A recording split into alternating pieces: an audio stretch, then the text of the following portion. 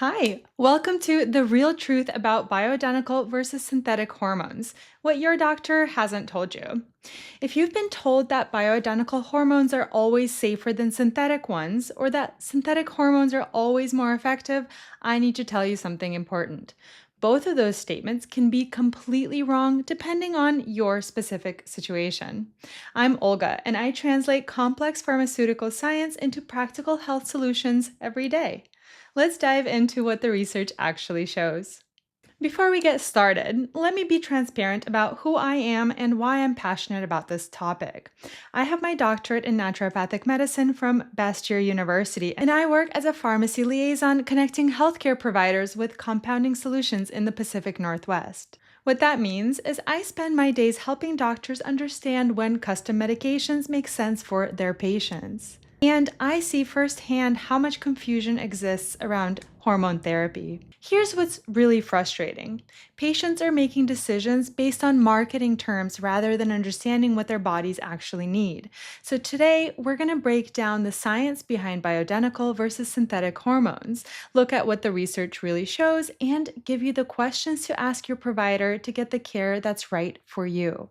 First, let's get our terminology straight because the marketing around hormones is intentionally confusing. When we say bioidentical, we're talking about hormones that have the exact same molecular structure as what your body produces naturally.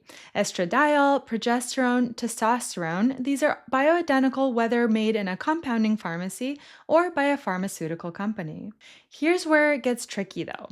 The term synthetic is used two different ways. Sometimes it refers to hormones with molecular structures like permerin, which comes from pregnant mare urine and has horse estrogens that don't match human hormones.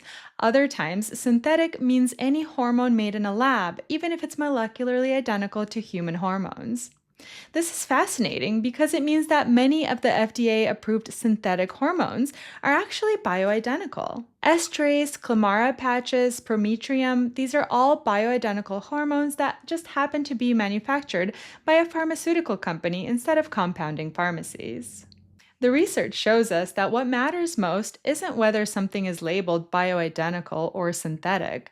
It's whether the molecular structure matches what your body recognizes and how it's delivered to your system. Let me walk you through what the scientific literature tells us about hormone safety and effectiveness. The largest studies we have, the Women's Health Initiative, the Million Woman Study, looked at specific formulations, not bioidentical versus synthetic categories. What they found was that certain combinations, particularly oral estrogen plus synthetic progestins like medroxyprogester 1 acetate, increased certain health risks. But here's what's really interesting. When researchers looked at bioidentical progesterone versus synthetic progestins, they found different risk profiles. A large French study published in the International Journal of Cancer showed that women using bioidentical progesterone had lower breast cancer risk compared to those using synthetic progestins. However, and this is crucial, delivery method matters enormously. Oral estrogen, whether bioidentical or not, increases blood clot risk because it has to be processed through the liver. Transdermal estrogen, patches, gels, creams, bypass the liver and shows much better safety profiles in the research. What does this mean practically? A compounded bioidentical estrogen cream might be safer than an FDA-approved oral bioidentical estrogen tablet, but not because one is more natural, because of how your body processes them differently. Now, let's talk about something that nobody wants to discuss: quality and control and individual variation. FDA-approved hormones go through extensive testing for purity, potency, and consistency. Every batch is tested, and if you take the same dose of estrase today versus 6 months from now, you're getting the same amount of active ingredient. Compounded hormones can offer incredible customization. We can adjust doses, combine multiple hormones, change delivery methods, but quality can vary between pharmacies. This is why choosing a reputable compounding pharmacy with proper testing protocols is absolutely critical. Here's what I find fascinating in my work. Some patients do phenomenally well on FDA-approved bioidentical hormones. Others, however, need customization that only compounding can provide. I've seen women who can't tolerate any commercial hormone preparations but thrive on custom compounded formula.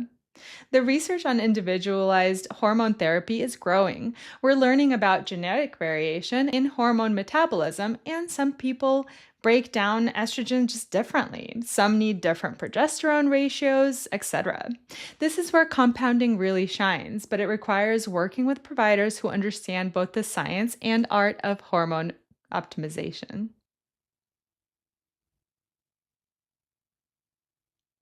Let me give you some red flags to watch out for in hormone marketing and some practical steps you can take. Red flags. Anyone who tells you that all bioidentical hormones are completely safe or that all synthetic hormones are dangerous. Anyone who dismisses FDA options entirely, or conversely, anyone who says compounding is never necessary. If someone is making absolute statements about hormone safety without considering your individual history, run. Here's what you can do today. Start keeping a symptom diary. Track your energy, sleep, mood, physical symptoms. This data will be invaluable when working with a provider. Research providers in your area who have additional training in hormone therapy. Look for certifications like the North American Menopause Society or American Academy of Anti-Aging Medicine. Prepare your questions for consultation. What are my baseline hormone levels? What are the risks and benefits of different delivery methods for my specific situation? How will we monitor my response? What's the plan if the first approach doesn't work out? And most importantly, understand that hormone therapy isn't a one-size-fits-all solution. The best approach is the one that gives you the optimal symptom relief with minimal risk based on your unique health profile. Here's what I want you to remember. The bioidentical versus synthetic debate is missing the point. What matters is molecular structure, delivery method, quality, and individual response. Some of you will do beautifully on FDA-approved bioidentical hormones. Others, however, will need customization of compounding. The key is working with the knowledgeable provider who can navigate both options and isn't married to one approach. I know how overwhelming this topic can be, which is why I'm passionate about translating this complex science into information you can actually use. If this was helpful, I'd love to hear about it in the comments. Share what questions you still have or what you wish you'd known earlier in your hormone journey. And if you want more evidence-based health information without the marketing fluff, hit that subscribe button. I'm here to help you make informed decisions about your health, and there's so much more to explore together.